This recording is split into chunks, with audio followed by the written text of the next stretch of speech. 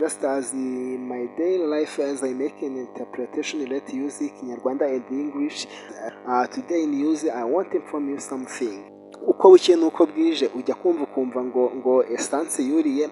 Every day you just listen that the essence is increasing, that lead to the increasing of another product. Niyo mpamvu usanga ibindi bikoresho byose cyangwa se n'ibindi bintu byose dukenera mu buzima bwacu bwa buri munsi biri kugenda bizamuka umunsi ku munsi. I don't know the reason why everything we need in our day life is increasing. Today you are going to buy something, the cost is high due to the increasing of essence cost. Ntabwo nzi impamvu rero uyu munsi urajya kugura ikibiriti, urajya kugura ikigori cyo kurya, ugasanga ikigori cyaguraga amafaranga 100 kiri kugura amafaranga 120, bakakubwira ngo essence ngo yaruriye. Ese ibi bintu ni ibiki? Sinzi abacuruzi ntabwo nzi abacuruzi muri kubitekerezaho cyangwa se muri kubikoraho iki, kubera yuko niba uyu munsi wa none ikiro cy'amakara cyaguraga amafaranga, impamvu ni iyihe? Ngo essence yaruriye. Ese ibi bintu amakara aturuka muri biriya bihugu birimo intambara?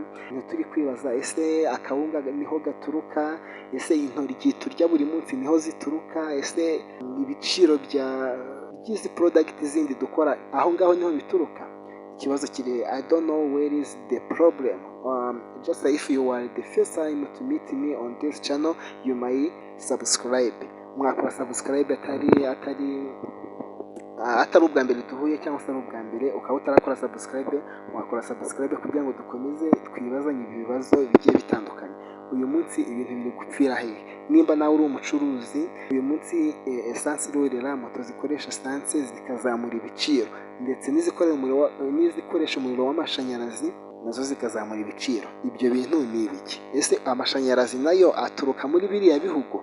Ibi ni ibibazo rero turi kugenda twibaza. Nawe umfashe gusobanukirwa ibi bibazo, wandike muri comment uburyo ubyumva cyangwa se icyo ubitekerezaho, ariko just make sure that you subscribe to this channel. Ni uburyo bwo kudufasha kandi we are begging you, it is not command, we are not command you to subscribe but we are begging you.